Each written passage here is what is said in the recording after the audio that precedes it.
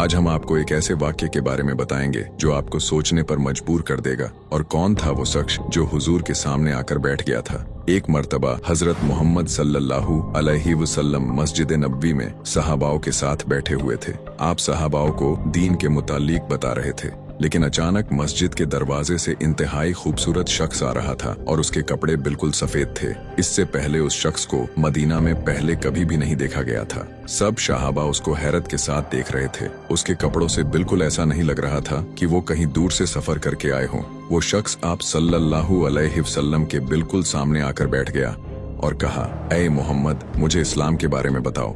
उस शख्स के जाने के बाद आपने सहाबियों को बताया कि ये जिब्राइल अलैहिस्सलाम थे जो तुमको तुम्हारा दीन सिखाने के लिए आए थे। आपने जिब्राइल अलैहिस्सलाम को इस्लाम के बारे में बताया।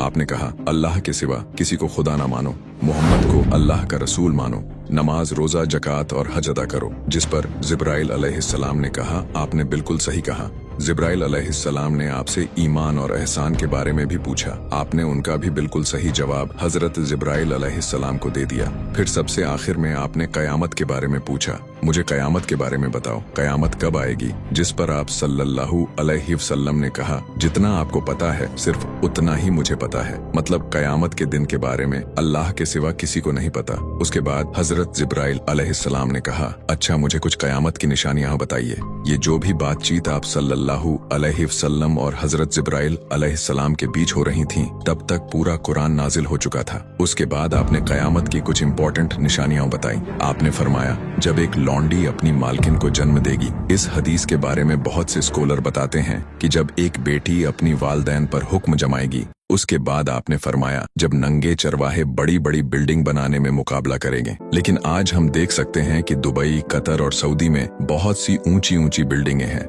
आज से कुछ अरसा पहले ही मिस्र के पिरामिड दुनिया के सबसे ऊंची इमारतें थीं। इसके बाद Eiffel tower, world trade centre और भी बहुत सी इमारतें दुनिया में बन चुकी थीं। अरब में पहली बार तेल डिस्कवर होने के बाद अब अरब तरक्की की ओर जाने वाला था। लेकिन जब अरबों को पता चला कि इस तेल पर हमेशा के लिए डिपेंड नहीं रहा जा सकता, तो उन्होंने एक बहुत सी यूनिक चीज को अपने दिमाग में डाला, टूरिज्म। लेकिन इसके लिए भी कुछ चाहिए था। सबसे पहले सऊदी अरब के अंदर मक्का क्लॉक टावर को बनाया गया, जो उस वक्त दुनिया की चौथी सबसे ऊंची बिल्डिंग थी। लेकिन आज से 15 साल पहले दुबई में दुनिया की सबसे ऊंची बिल्डिंग का ऐलान किया गया था, जिसका नाम बुर्ज खलीफा था। उसके बाद सऊदी अरब ने इससे भी ऊंची बिल्डिंग का आगाज किया, जिसका नाम जद्दा टावर था। उसके बाद फिर से दुबई ने एक और बड़ी इमारत का ऐलान किया। अब तो अरबों का ये हाल हो चुका है कि ये बड़ी बिल्डिंग बनाने से पहले किसी को बताते भी नहीं हैं, ताकि कोई दूसरा उससे ऊंची बिल्डिंग बना भी ना ले। लेकिन इन सारी इमारतों को बनाने के पीछे सिर्फ और सिर्फ बद्दू कबीले से ताल्लुक रखने वाले शख्सों का हाथ है।